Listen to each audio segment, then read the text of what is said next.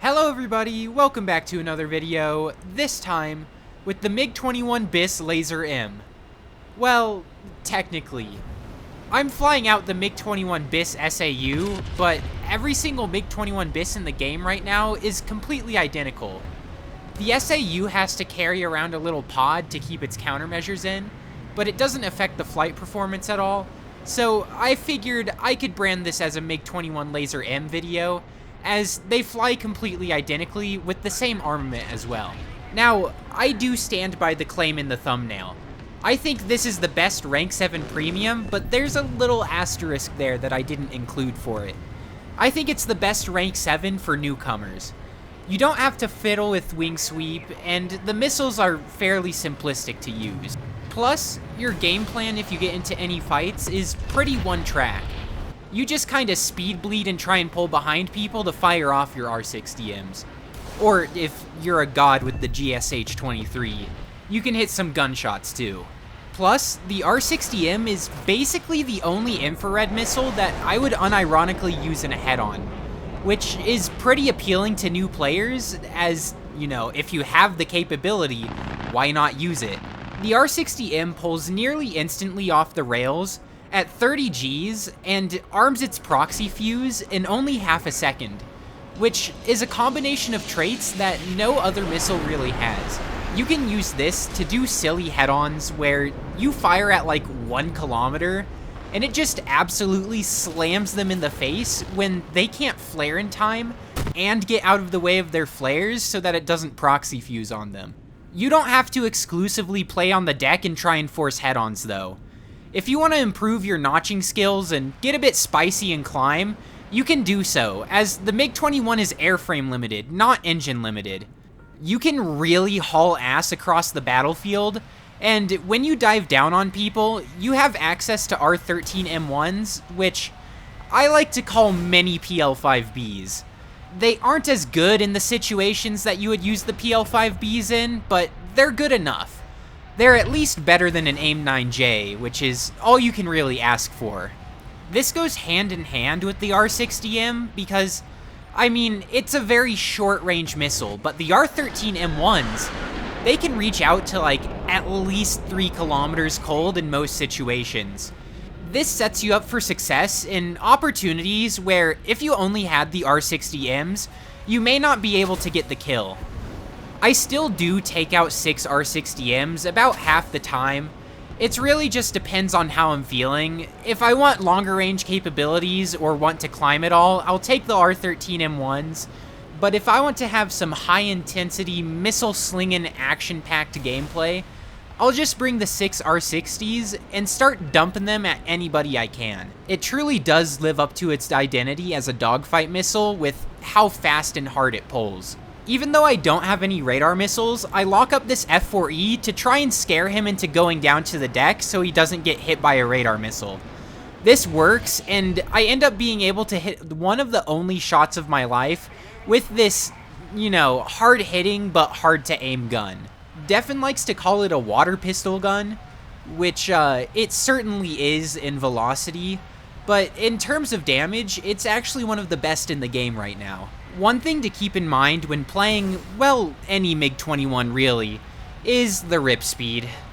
It's pretty low, so if you just let your burner rip the whole time, and if you're in a dive like I was, it isn't the most uncommon thing to just have the wings come clean off.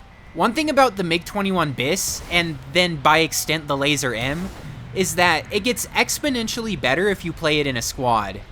The attributes of just being able to point your nose wherever you want and bleeding speed to just sit behind people and scare them is really good for helping out your team. Plus, if you have people you can rely on, you can take dedicated 1v1s that you wouldn't be able to take otherwise. Also, I don't get how people think the R60M is a bad missile. It turned nearly 90 degrees to try and hit that guy. It's a pretty good missile. But like I was saying, if you can have some peace of mind that you're not going to get third-partied, or at least to the best of your squad mates' abilities, It gives it a lot more freedom to push it to its limits, really abuse all of the AoA that it pulls. One thing that a lot of people don't really tend to mention is just the utility of having 6 missiles. You can really just sling them off at people whenever you want and still have more left over. I was gonna fire this one at this F4, but I didn't want to accidentally team kill, so I instead switched to the Tomcat, and I'm just gonna launch this for utility. I don't want him pushing my team, so I fire it off, fully expecting that he's gonna be able to flare it off. I just did it to pressure him so that he couldn't start slinging aim 7s at me. I know this doesn't matter at all, and not very many people care, but the MiG-21bis has my favorite flare pattern. The downwards triangle is just pretty effective and looks really good. Also, I'd like to say I launched that at a flare, which is why I launched the second one, but they both ended up tracking the F4E anyway. I know I advocated for climbing earlier, but if you aren't very experienced in anti-radar missile tactics, I would say just stick near the deck.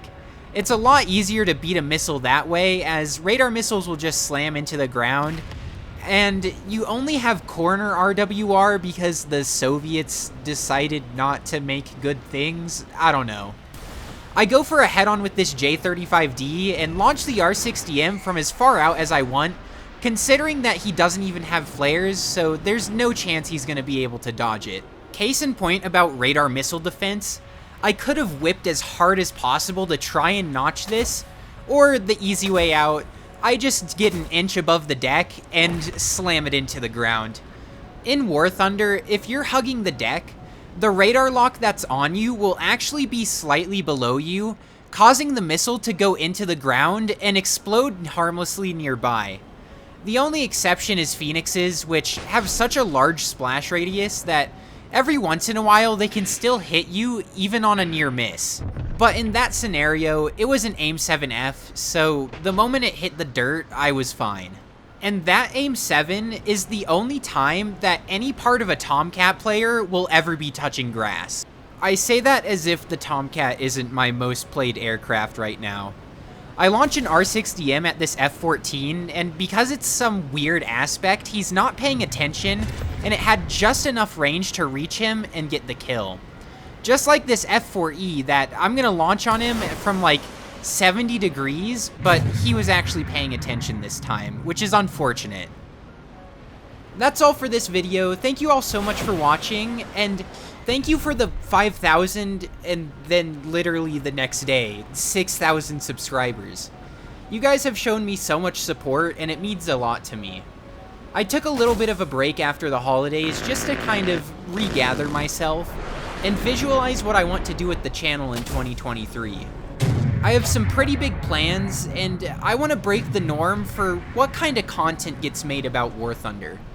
Most people only make reviews or only the shit posts, and I kind of want to mix it up. I want to make other styles of content.